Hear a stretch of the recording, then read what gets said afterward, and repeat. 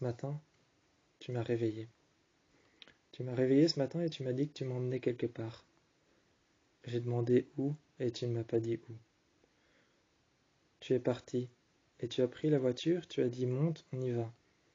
Vu l'état de la voiture, je t'ai regardé et je t'ai dit c'est sûrement quelque part dans la montagne. Je t'ai dit que c'était sûrement quelque part dans la montagne et tu m'as regardé.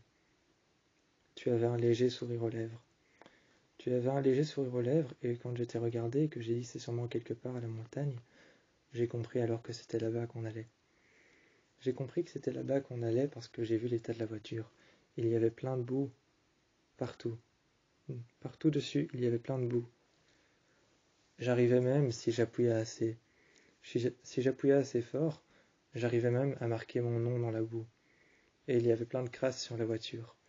Il y avait des poussières, il y avait des cendres, il y avait même des morceaux de pierre et des gravats qui avaient abîmé la tôle. Je t'ai regardé et je regardais l'état de la voiture, les bras croisés, juste au bord du jardin, assis par terre. Assis par terre, je regardais l'état de la voiture, et tu es venu à côté de moi et tu as dit qu'est-ce qu'il y a? Je t'ai regardé, j'ai levé les yeux au ciel et je t'ai dit tu vas nous emmener à la montagne avec ça. Tu m'as regardé et tu as dit avec ça quoi? Je t'ai répondu l'état de la voiture, elle n'est pas tout à fait bien pour qu'on parte. À ce moment-là, tu voyais que je n'avais plus vraiment les mots pour parler. Alors tu t'es dit mais si, elle est bien pour qu'on parte, alors vas-y, prends-la.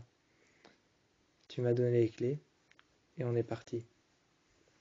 Tu m'as donné les clés et on est parti. Et j'ai continué à parler comme si je perdais mes mots petit à petit et que mes phrases s'effilochaient. Comme si mes phrases s'effilochaient, j'ai commencé à parler. Je disais mais je pense que cette voiture n'est pas totalement ce qu'il faut. Et on parlait de ça tout le long du voyage. À un moment, tu m'as dit de tourner à droite et de m'arrêter ensuite. Je me suis arrêté et on a parlé. Tu sais quoi? Je pense qu'en fait, cette voiture est pas mal. On avait fait de la route avec et on s'était arrêté. On s'est posé sur le côté, tu m'as regardé et tu m'as fait qu'est-ce qu'il y a? Et je t'ai demandé, où est-ce que tu m'emmènes? Tu m'as regardé et tu m'as dit, quelque part où tu seras en sécurité, quelque part où on ne sera pas en ville, quelque part où on ne sera pas dans la forêt, quelque part où on ne sera pas sur un sentier glissant, quelque part où on ne sera même pas à l'école, où on sera encore moins dans une maison, une grande maison. Et là, tu m'as regardé et tu as dit, je t'emmène là.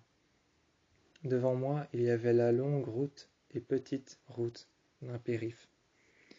Il y avait un grand périph' devant moi, et ce grand périph' devant moi, c'était un pont énorme. C'était un pont énorme qui reliait deux montagnes. Et tu m'as dit qu'il fallait passer par là pour aller voir ce que tu voulais voir. Je t'ai dit alors, mais qu'est-ce que tu veux voir en fait? Tu m'as regardé et tu as fait, tu verras, c'est impressionnant. À ce moment-là, j'ai mis mon pied juste en avant pour pouvoir commencer à marcher sur le périph'. Des deux côtés du périph', il y avait un endroit sur lequel les piétons pouvaient marcher. Et au milieu du périph', c'était un train qui passait. Il y avait un train qui passait et qui allait vers l'avant, qui allait vers le nord. L'autre allait vers le sud. Le premier allait vers le nord et le premier allait vers le sud.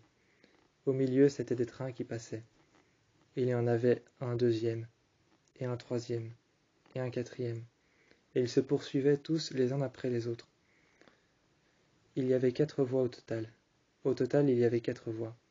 Il y en avait une première en bas, juste à côté de là où il y avait le piéton. Je pouvais sentir parfois l'air des trains qui allait très vite. Je sentais parfois l'air des trains qui allait très vite. C'était comme si j'étais en train de trébucher et de tomber en arrière et que j'allais passer par-dessus le périph'. Mais tu me rattrapais, car l'air était tellement puissant que j'avais l'impression de passer par-dessus le périph'. Alors tu me regardais et je me suis penché en m'asseyant sur le côté. Je sentais parfois l'air me frapper de plein fouet. Je regardais les trains passer sur le côté en tournant la tête sur le côté, et ils partaient. Il y avait un train qui passait sur le côté et qui allait vers le nord. Le suivant passait sur le côté. Juste au-dessus, une voie un peu plus en haut, et cette voie partait vers le sud. Il y en avait une autre qui partait vers l'ouest, une voie un peu plus en bas, de l'autre côté du pont, et une voie un peu plus en haut partait vers le nord. Et c'est comme ça, l'ouest, l'est, le nord et le sud, avec chaque fois un train qui se dirigeait en une direction différente. Moi j'étais assis sur le côté, et j'avais l'impression que chaque fois, il y avait un vent qui me projetait de plein fouet contre le mur. J'avais l'impression qu'il y avait un vent à chaque fois qui me projetait de plein fouet contre le mur sur lequel il était écrit avec un panneau « Attention, danger ». On était assis contre le mur et tu avais mis ton sac juste en dessous du panneau, car il y avait un petit panneau qui séparait chaque fois les ponts. Il séparait chaque fois les ponts car il y en avait plusieurs. Il y avait un premier pont qui passait de la montagne jusqu'à l'autre montagne sur lesquelles les piétons avaient accès. Il y avait un deuxième pont qui faisait passer le premier train, un deuxième qui faisait passer le deuxième train, et de l'autre côté, sur l'autre partie du pont, il y en avait un deuxième qui faisait passer le premier pont un peu plus en haut, et un deuxième qui faisait passer le deuxième train un peu plus en bas. Et ensuite, de l'autre côté, il y avait le même passage piéton, avec la même barrière juste entre le pont, qui était en train de montrer « Attention, danger, ne pas trop s'approcher du vide ». Et tu avais posé ton sac là.